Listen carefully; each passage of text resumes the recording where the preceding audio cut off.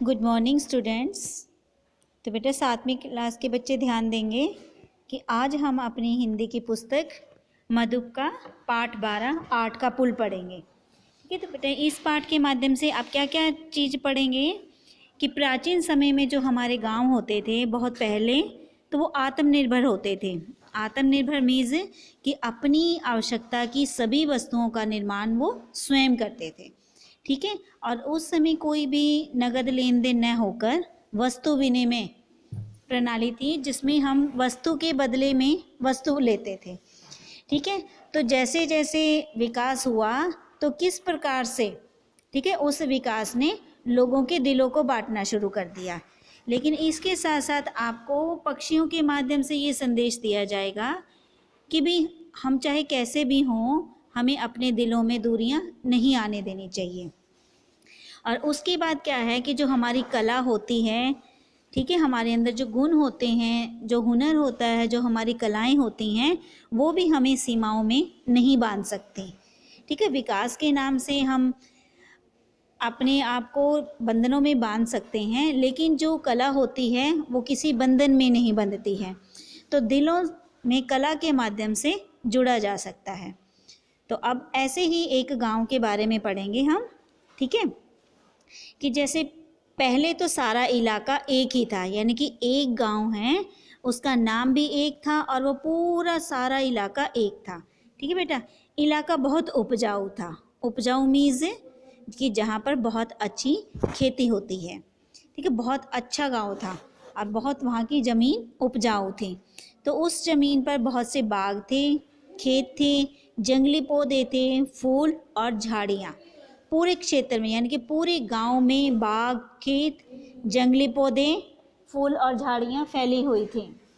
ठीक है बेटा, यानी कि हमें अपनी ज़रूरत की सारी चीज़ें मिल रही थी। बागों से हमें फल मिल रहे थे, खेतों से अनाज और जंगली पौधों से हमें दवाइयाँ, लकड़ी और बहुत कुछ मिलता था।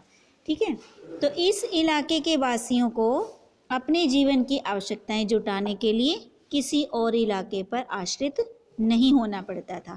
आश्रित मीन्स क्या होता है? निर्भर, यानी कि उनकी ज़रूरत की जितनी भी वस्तुएं थी वो सभी उन्हें अपने ही गांव में मिल जाते थे। ठीक है, उन्हें कहीं बाहर से नहीं लाना पड़ता था। अब खेतों से उन्हें अनाज मिलता था, जैसे अभी मैंने बताया था। पैसों से मकान बनाने और जलाने के लिए लकड़ियाँ, ठीक है, जंगलों से मिलती थी। और वहाँ के भट्टों से उन्हें पकी हुई ईंटें, और पास के बागों से फूल और साग सब्जी, और पास के तालाब से मछलियाँ। तो अब आपने देखा ना कि उनकी ज़रूरत की सभी वस्तुएं वहाँ पर उपलब्ध थीं। तो अब क्या होता है, इस गांव में धीरे धीरे विकास की लहर आती है। यानी कि जो शहरों में सुविधाएं होती हैं, शहरों में विकास होता है, वो गांव में आना शुरू हो गया। ठीक है, तो गांव पर शहर का रंग चढ़ने लगा कि धीरे धीरे पास के व्यापारिक नगर से व्यापारिक सभ्यता और विकास की लहरें इस इलाके की ओर बढ़ने लगीं। अब आपने देखा ना कि गांव नगर कैसे होते हैं। व्यापारिक क्यों कहा जाता है? कि वहाँ पर व्यापार किया जाता है, कि अपनी ज़रूरत की वस्तुओं से ज़्यादा वस्तुओं का उत्पादन कर दूसरे नगरों और गांवों तक पहुँचाना। लेकिन आपने अभी देखा है कि ये गांव कैसा था, ये अपनी वस्तुएं स्वयं इस्तेमाल करता था, कहीं बाहर नहीं लेकर जाते थे। तो एक दिन इस इलाके में बहुत बड़ा नाला खोदा गया। तो सबसे पहले नगर में क्या परिवर्तन आया कि गांव में, कि गांव के बीचों बीच, यानी कि सेंटर में बिल्कुल एक बड़ा सा नाला खोदा गया, जिसने क्षेत्र को 2 भागों में बांट दिया, यानी कि आधा गांव एक तरफ और आधा गांव एक तरफ। ठीक है बेटा, अब लोगों ने जब देखा तो उन्होंने ना अपने अपने आइडिया लगाने शुरू कर दिए।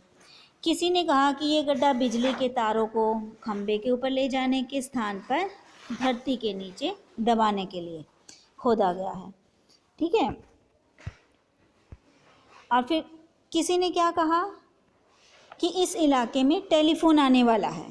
ठीक है, जो शहरों में है, और ये टेलीफोन की लाइनें बिछाने के लिए खोदा गया है। यानी कि जितने मुंह थे उतनी ही बातें। इसका क्या अर्थ है? मुहावरा है ना ये, कि जितने लोग होंगे उतनी ही बातें होंगी। यानी कि हर कोई अपने अपने अनुसार आइडिया लगा रहा था। बस तो क्या होता, सवेरे ही ट्रैक्टर और उसके साथ कुछ मज़दूर आ जाते हैं, फावड़े और गेंती के साथ, यानी कि अपने औजार लेकर आते, जिससे कि नाला खोदा जा रहा था।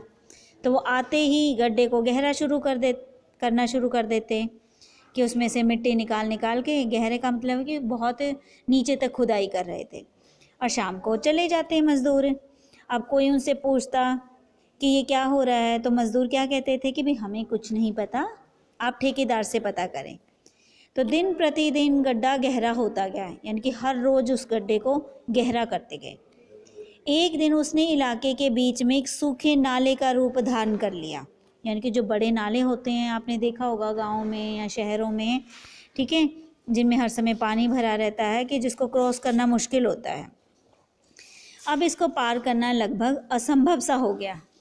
अब गांव वालों के साथ भी ऐसा ही हुआ कि पहले तो वो उस गड्ढे के बीच में से चले जाते थे या ऐसे पार कर लेते थे, तो लेकिन अब बहुत गहरा हो गया, तो लोगों के लिए उसे पार करना मुश्किल हो गया। और इस प्रकार नाले के इस पार के लोगों का उस पार के लोगों से संबंध विच्छेद हो गया। संबंध विच्छेद में क्या होता है कि जो एक साइड के लोग हैं, दूसरी साइड के लोगों से उनका नाता बिल्कुल ही टूट गया।